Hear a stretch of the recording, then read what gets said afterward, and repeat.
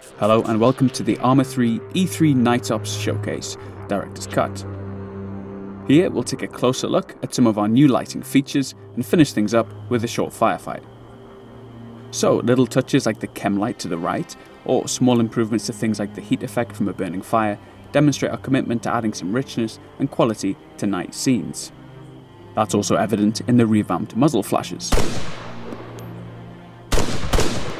Although again it's an example of a visual improvement, it's interesting to consider the way that subtle aesthetic changes might impact upon gameplay, which hopefully we'll see in combat just a little later.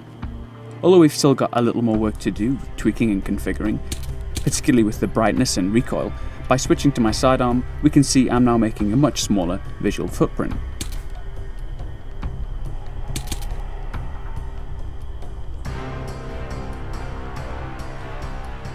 Now if I head into the new gear system, which we'll talk about a little more shortly, I can take off my attachment and the resulting muzzle flash is now far more pronounced. It's a pretty basic idea, but it demonstrates the way that simply adding some small visual polish produces a new set of decisions to make in combat. One bit of feedback we noticed was about the brightness of the scene. If I use a quick dev cheat to skip the date forward a fortnight or so, we can immediately see the difference between having a full moon and not. It's a lot darker, meaning that I can't quite see so far ahead and that things like NVGs or flashlights would be far more effective and pronounced within such a scene. It helps demonstrate the way that various little enhancements come together to create improved nighttime gameplay.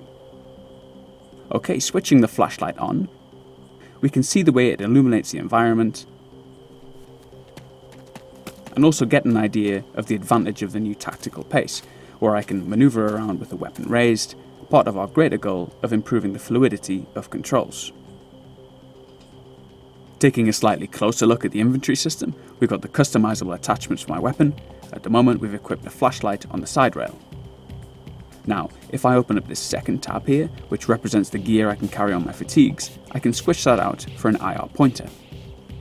It's worth mentioning that this interface is still a prototype, but it communicates the basic design goals of the system, namely on-the-fly customization, and factoring in the capacity and weight of your gear with other design features like our fatigue and aiming mechanics.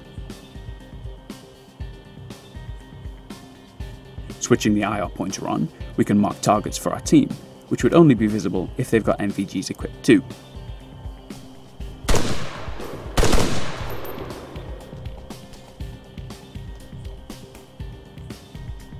Okay, so skipping ahead a little to the meetup with our friendly patrol, we'll take a look at some of the things I've shown so far in action.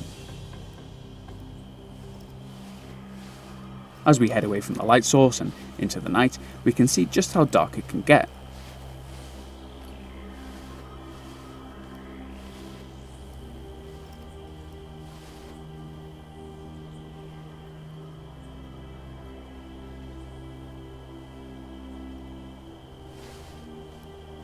Okay, now I happen to know that there are some enemies up ahead, so if I can dive into some cover, we should get a feeling of how firefights are influenced by some of these new visual tweaks.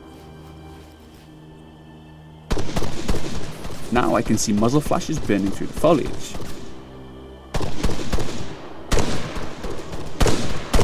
And it's clear that my own teammate is lighting himself up like a Christmas tree without the use of a muzzle suppressor.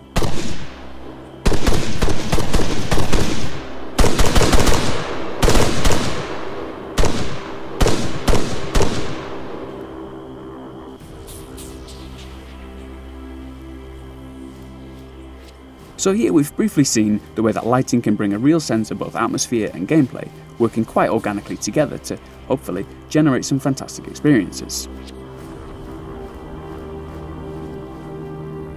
Alright, that's about it for now. Stay tuned to arma3.com and our Arma 3 official social channels to keep up to date with the very latest news and updates. Bye for now.